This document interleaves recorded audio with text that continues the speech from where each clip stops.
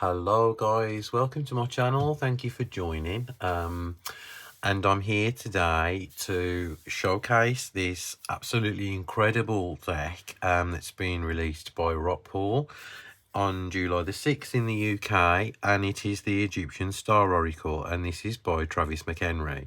For those of you who know Travis's work, previously he has had a couple of Kickstarters running, and the last few have ended up mass market, so they're accessible to everyone, and this one is the latest.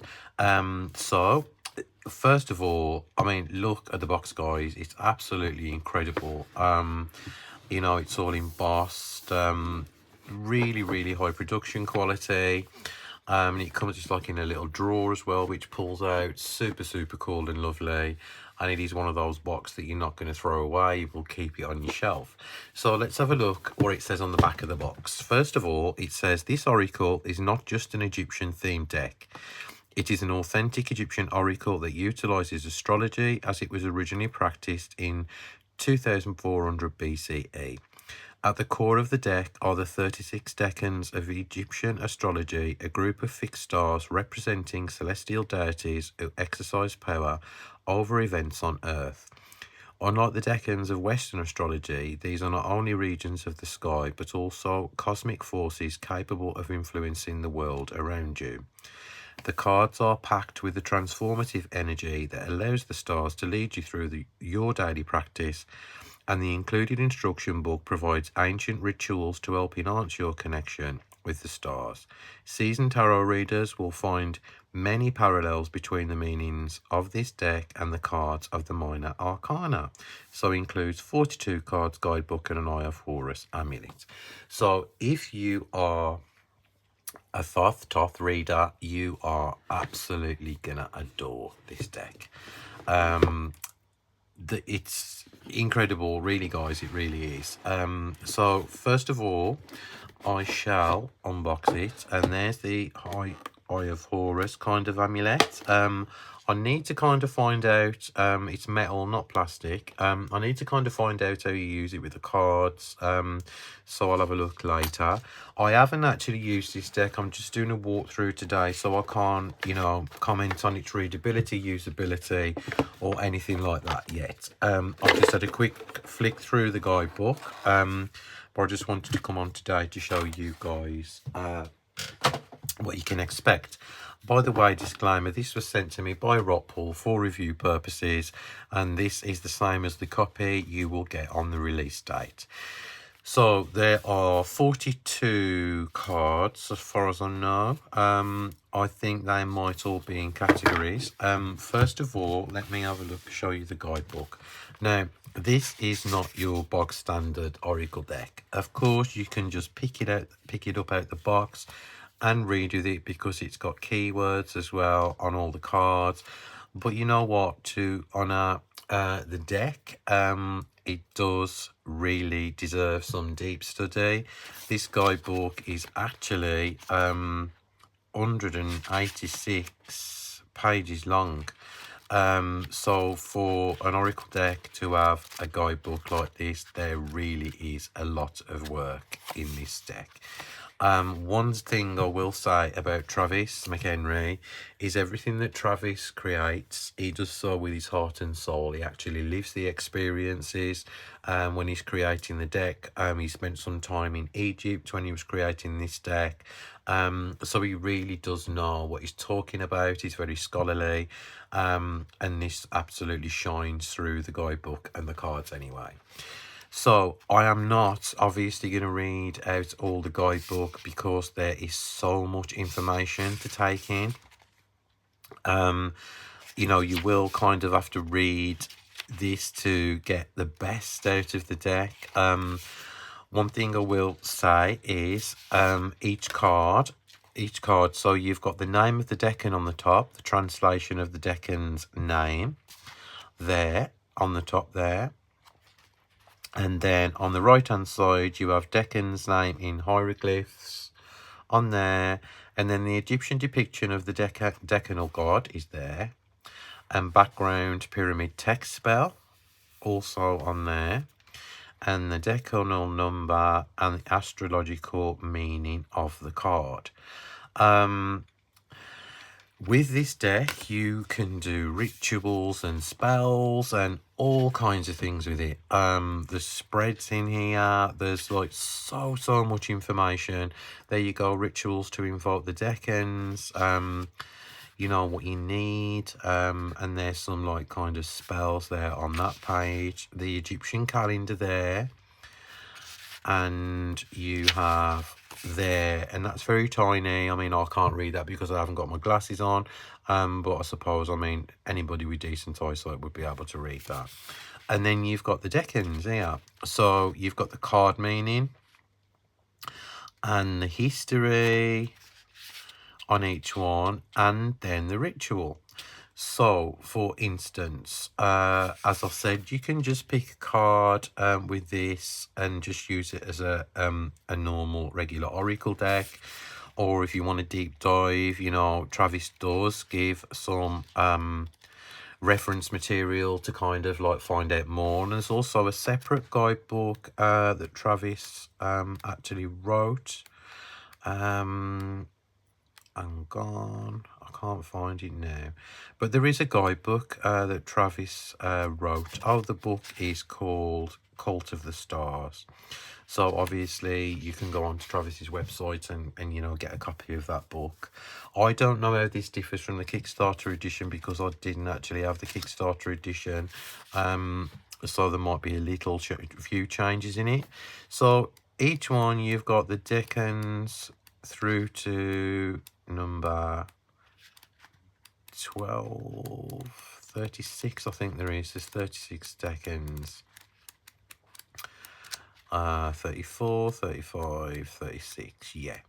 And then we have 37, sorry. And then we have the major gods. So we have day one, birth of Osiris. So in the beginning of the book, this shows I think it's the part of the Egyptian calendar.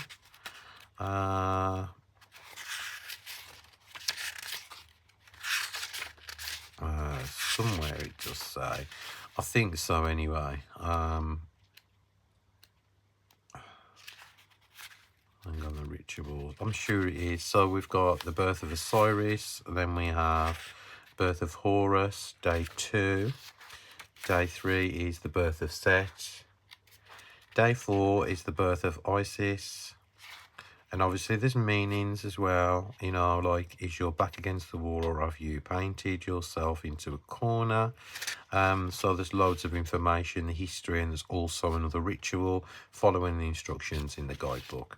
Day 5, birth of Nephthys, and then about the author. So let me just read out about Travis. He's one of the world's most foremost occultists and author of Occult Tarot, Angel Tarot, Vlad Dracula Tarot, and Hieronymus Bosch Tarot. He grew up in the backwoods of Pennsylvania, where he developed a passion for history and mystery, encountering ghosts in a 200-year-old house and chasing cryptic creatures through the shadowy forest. He studied anthropology. According to his family genealogist and DNA testing, Travis is a descendant of Pharaoh through Pharaoh's Netambo, second through his daughter, Queen Scotias or Scotia. To embrace this heritage, in 2021, Travis undertook a pilgrimage to Egypt where he was baptized in the Nile River. Later, he was initiated as a priest of Anubis and was anointed with holy sandalwood oil collected in Luxor. So there you go. And there is Travis's contact details: Instagram, Travis McHenry, and Bloodstone Tarot. So now onto the cards. So each card, the backs all have the same illustration on the back, and they are gilded as well in lovely kind of gold to complement the cards. And then, like, obviously there's an illustration as well, and so like it'll obviously reading the guidebook will give you more detail on what the illustration is. So you've got new beginnings and jubilation, development and growth, and that's the cow.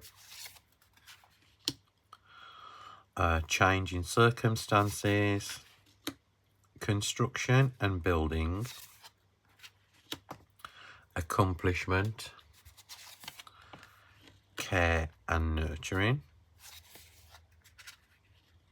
death and endings, fertility and sex, being of service. Obviously the pronunciation as well of these words are in the guidebook. I can't pronounce them, so I'm not going to try without looking in the guidebook. So we've got justice and truth on that one. And then chaos, conflict and war. And as you can see, what I said about using it as a generalised oracle deck, you can, because, you know, the keywords are there: restraint or the end of conflict, sowing seeds, journey through life, spiritual struggles, rest and repose, tree of life and wisdom, celebration and merriment, melancholy or sadness. It'll be interesting to kind of like have a look to see which minor cards they correspond with when I look through the guidebook properly. Love and romance, mixed blessings, harvesting of rewards, abundance, destruction of enemies, authority and power, creation and artistry, possessiveness or sharing, respect and admiration.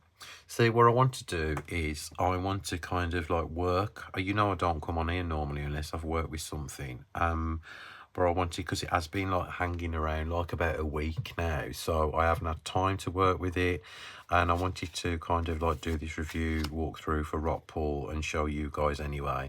So what I am going to do is I'm going to like kind of like work with it over the next few days and see what kind of messages I get in relation to my question, and see what the guidebook has to offer as well. And I will come back to do a follow-up video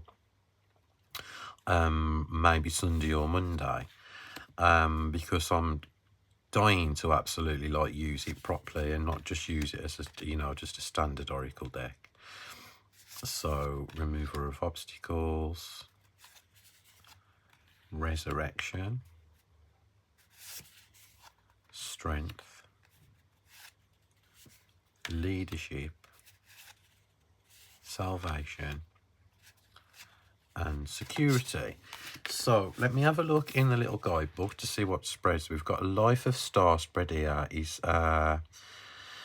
in this position, the card will show your present circumstances and the general position you are in now.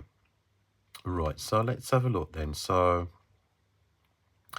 this spread uses the 4 phases of a decan's annual journey of birth, culmination, death, and rebirth to focus the power of your reading in only 4 cards. So card number 1 is the stars. Heliacal rise, the birth of the decan. At this point, the star's power on Earth is still quite new. In this position, the card will show your present circumstances and the general position you are in now. So let's get these like 1, 2, 3, 4. See if I can keep the guidebook propped up there, so I can just like shuffle this deck. And let's see what like kind of like, obviously this is a general reading. It's not specifically for me or anything like that. It can be used like for anyone, so if you can take something out of this, guys, I mean, feel free. I'm just kind of like seeing how the cards actually work. So let's have a look then. So we've got the birth card is number 1. So let me just like randomly pick some. So there's the birth card. Card number 2 is an action that may be taken to resolve the situation at hand.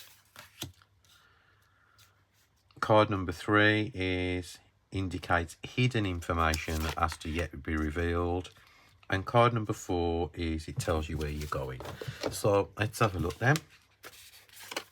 So obviously this is the circumstances, the situation you are in now. So this is strength. And so we'll look at the back because that was one of the calendar days, B, Horus. So this is a favourable card as it means victory is on the way. If you have asked a specific question, the answer given is yes. If you're involved in a conflict, the strength required of you will not be more than you possess. This card invites you to take an inventory of your skills to better understand your path forward. As a falcon, Horus moves swiftly, which may indicate a fast resolution to any problems. So that's a good start. So this is basically saying that any kind of issues, you know, if you persevere, will kind of be resolved in time. So number 2 is the action you need to take. Melancholy or sadness. So decker number 20. I'll put my finger right on it. Melancholy or sadness. Melancholy and occasional sorrow are a natural part of the human experience and cannot be avoided. Often you will learn things that cause depression and anguish, such as the knowledge that your romantic partner is cheating on you or that they wish to break off the relationship. Such conditions are temporary, though, and inevitably the circumstances change.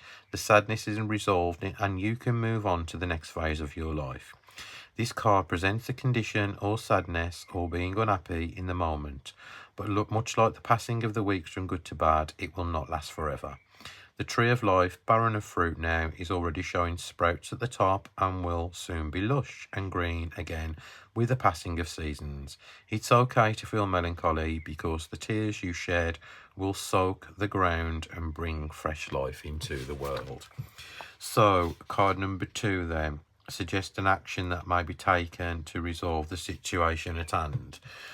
Right, so we can say that basically shit happens. We have to kind of like process what goes on around us. You know, take some time to kind of like feel and be in your emotions.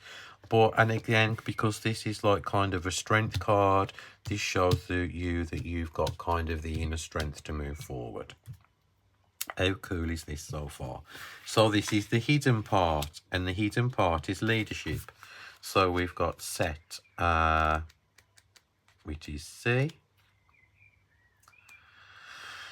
Day 3, birth of Set. This card is all about taking action. Set was an active god who plunged Egypt into chaos because of his ambition. Your ambition probably won't unseat a god king, but it might help you to get ahead from where you are now. Leaders are usually at the front of the battle, showing others the path forward. This card invites you to step to the front without fear or reservation and take the lead in your present circumstances. I'm absolutely loving the way this reading's going, by the way. So it's getting better as time goes on. And obviously, this is the outcome. And we have salvation. So then, guys, this is the birth of Isis, and the meaning is your back against the wall, or have you painted yourself into a corner? This card is all about getting out of a sticky situation. Sometimes help can come in ways you least expect it, appearing like a miracle from the celestial heavens. This may be an outsider influence coming to save the day, but it will more likely be a solution you discover on your own through sudden inspiration. When appearing in the future position, this card is a reminder to not worry about your present circumstances because they are going to change for the better. On the card, Isis is shown with the headdress of Hathor, spreading wings to protect the deceased pharaoh as he rules in the afterlife. Well, you know what? Anybody who come, if I could read the cards more fluently, I think anybody who come for a reading and had these cards would be more than happy. And I am very, very impressed. Yeah, I am. So what I'm going to do is go away today, read the guidebook, and come back again on Sunday and see how it pairs up with my Thoth Tarot deck.